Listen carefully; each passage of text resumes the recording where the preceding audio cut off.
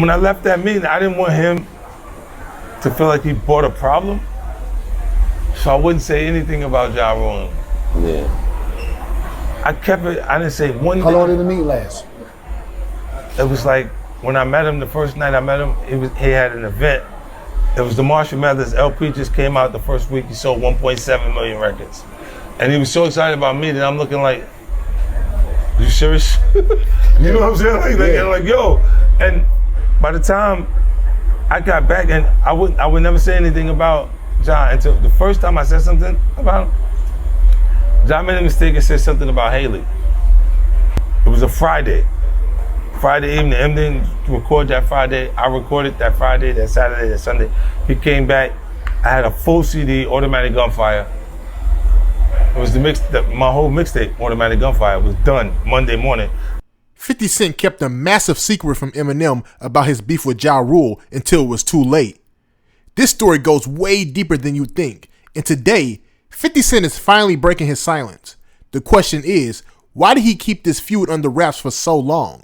And what really happened when the two rap icons finally crossed paths? 50 opens up about his first meeting with Eminem, how it went down, the vibe, and what he was really thinking when he chose to hold back the truth. The reason will leave you questioning everything you thought you knew about 50 Cent, Eminem, and Ja Rule's bitter feud. But here's the kicker. It wasn't just about business. It wasn't just about rap. This went much deeper. From the moment 50 walked into that room, the stakes were higher than anybody realized. And his decision to keep the beef hidden, that choice could have changed the game forever. 50 Cent has always been the king of calculated moves, but this one might have been his most surprising. As the tension between him and Ja Rule reached its peak, 50 was in a unique position. He had to navigate not only his relationship with Eminem, but also the fallout from the personal drama with Ja Rule. It wasn't just about the music. This one was about loyalty, respect, and knowing when to play your cards. The deeper we dive into 50's story, the more layers begin to unfold. From his raw, no-holds-barred approach to the streets to the high-stakes world of rap royalty, the choices he made have shaped the narrative of hip-hop for decades. This is more than just a behind-the-scenes look at a beef. It's about understanding the complex decisions that have defined these artists' legacies. What makes this even more interesting is how this wasn't just a personal decision. It affected everybody around him, especially Eminem. Imagine being in 50 Cent's shoes, standing at a crossroads where one wrong move could either solidify or shatter a career. And here's where the plot thickens. 50 didn't just hold back on his beef with Ja Rule, he held back on the truth. And while keeping quiet might have seemed like the best play at the time, it also left a huge question mark. Why risk the tension with Ja Rule in silence when you could have just aired it all out? What was 50 Cent really trying to protect? His career, his brand, or something more personal? This is where the story takes a turn, and trust me, you won't see it coming. We'll also explore what made Eminem snap and help 50 Cent basically destroy Ja Rule's career. Now I'm about to play this clip for y'all, but before I do, I just need you to like, leave your thoughts down below in the comment section, and subscribe. Let's get into it. How long did it take to pop from when you walked into it till you sold it, till y'all sold it? I think it was 2.5 years after we got involved, but and the momentum of me publicly at that point was monstrous. Like, you gotta look, before I came out with Get Rich or Die Trying, the most I seen African-American male artists sell as a solo artist was Tupac, All Eyes on Me. It was a double CD. 6 million. So, yep, 6 million copies. They made it a diamond record, 12 million copies. But, and that 6, it was like at 5 at that point and grew to 6 at that point. So now if you look, when you see me come and do 13 million records on the Marshall, on Get Rich or Die Trying, it's a monster of a price. 10 at that, in the early stages, like, so, and then slow goes the other 3. Like, Trump will get shot and it go up 250%. And Many Men will play again because it's relevant to Many Men killing them right now. It still works. Like, it's because those circumstances are not gonna go away. It's just gonna be someone new understanding the feeling now. Yeah. Understanding the motivation and why you wrote the record. Like, and then it goes, oh no. It's a whole different feeling to it, a whole different context because they watched that, but the same scenario. Now, you said Master P, you said Russell Simmons, who 3 other black guys in the game that's big that helped you? It'll help Jay. Jay's definitely. Jay helped you? Yeah. How did he As a help you? competitor. Explain it. Yeah, because he never was someone that you communicate with that you're like friends with the person. But I always respected him because he was never an actual competitor in actual fact. He was someone who was a competitor through perception. He continued to sustain his perception of him through errors of artists. Ja was selling more records than Jay-Z. Yeah, I know. Juvenile, I think, sold more records than Jay-Z. Juvenile sold much records.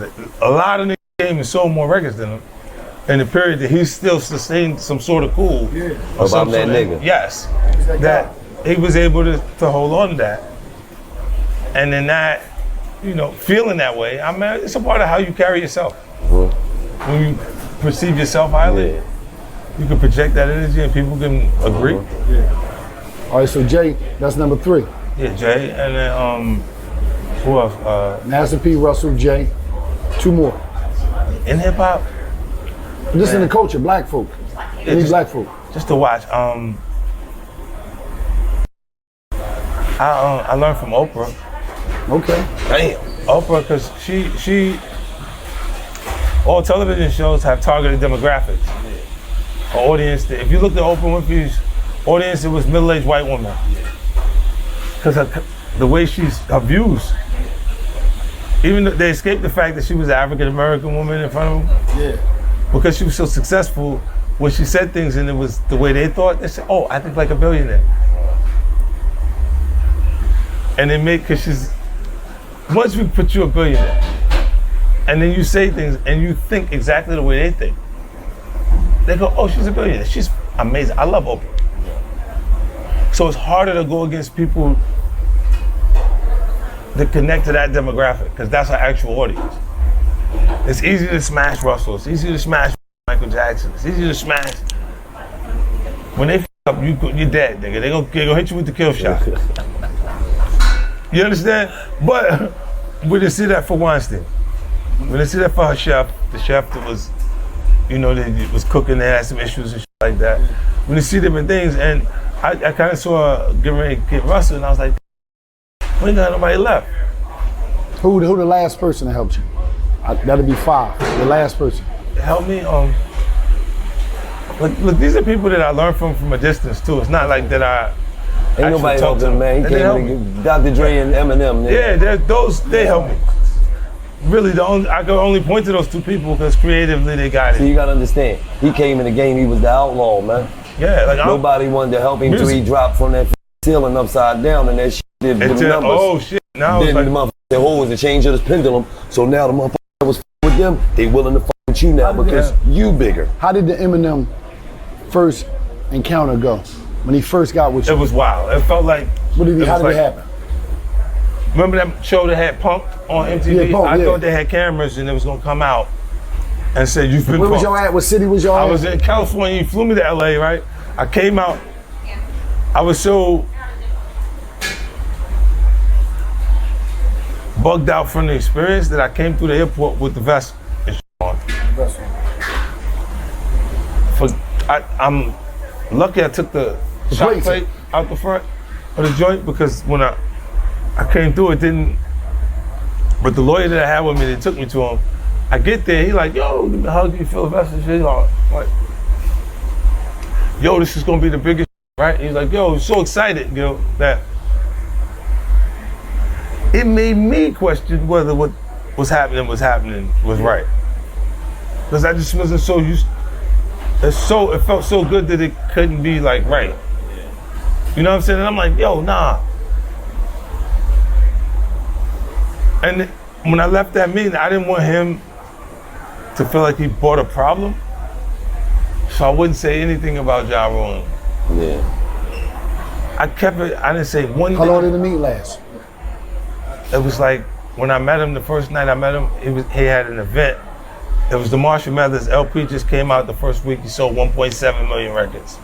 And he was so excited about me that I'm looking like, you serious? You know what I'm saying? Like, yo. And by the time I got back, and I would never say anything about John until the first time I said something about him, John made a mistake and said something about Haley. When he said something about Haley, he thought that they made some sort of kind of connection when they was getting high or some shit like that. And I'm like, what the f made him think like this? Like, it was, and I'm like, it was a Friday evening. Em didn't record that Friday. I recorded that Friday, that Saturday, that Sunday. He came back. I had a full CD, Automatic Gunfire. It was my whole mixtape, Automatic Gunfire, was done Monday morning. He was listening. He's going, "Yo, when did y'all get a chance to?" All this shit was this weekend. Like, I was dying to do that. I just didn't want him to feel like he brought a problem, because I know he didn't understand the severity of who I am is. You know, like, it's a little different. Like, for me, it's like, consequences is you dead, nigga. It's nothing else to talk about. Like, I mean, he didn't quite understand that. He was listening to the material. He was listening to the music. It's hot. It's hot. How much money did he give you for that first deal? I got $1 million. Cash, after taxes. The only person that pointed out that $1 million was no money was Damon Dash, and he has no money now. I only felt that, because he said, "Well, there ain't no money. Like, after you get your watch, chain, and you look out for the homies, and you do this, then it's nothing." Right? And I was like, "Nigga, I'm from 134th Street. $1 million is a lot of money." Right. I think I hit the lotto. Right. Are you gonna say it's no money? Like, it was, and I just never forgot that because of how it felt. Was that the only offer you got? Was any other labels offered you? I met with everybody. I met with Clue, Desert Storm, all of them.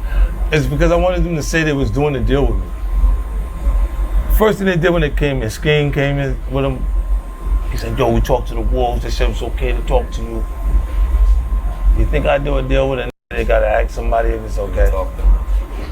This is one of those moments that truly shows just how deep the game runs in hip-hop. When you look back at 50 Cent's decision to keep that Ja Rule beef hidden from Eminem, it's crazy to think about the weight of all of that. At the time, it must have been a moment of pure strategy. 50's already known for his calculated moves, but in this case, it almost feels like he was playing the long game of respect and loyalty. It wasn't just about avoiding drama with Eminem. It was about understanding the bigger picture in the world they were trying to build together. It's crazy to think about how the rap industry works behind the scenes. We often focus on the music, the beefs, the hits, but when you see something like this unfold, you realize that there are some unspoken rules. 50 Cent could have easily just used Eminem as an ally in the Ja Rule beef, but he didn't. Remember, Eminem didn't say nothing to Ja Rule until Ja Rule disrespected Eminem's family, and that was personal. And honestly, that speaks volumes about the character of 50 Cent. How he chooses to play by his own rules while still navigating the madness of the music industry. It's not always about being the loudest or the most obvious. Sometimes it's the quiet moves that make the biggest impact. So what do y'all think? Do you think it was the right move, or should 50 Cent have come clean earlier? And if you were in this man's shoes, how would you have handled it? Let me know your thoughts down below in the comment section, and make sure you like and subscribe. Peace.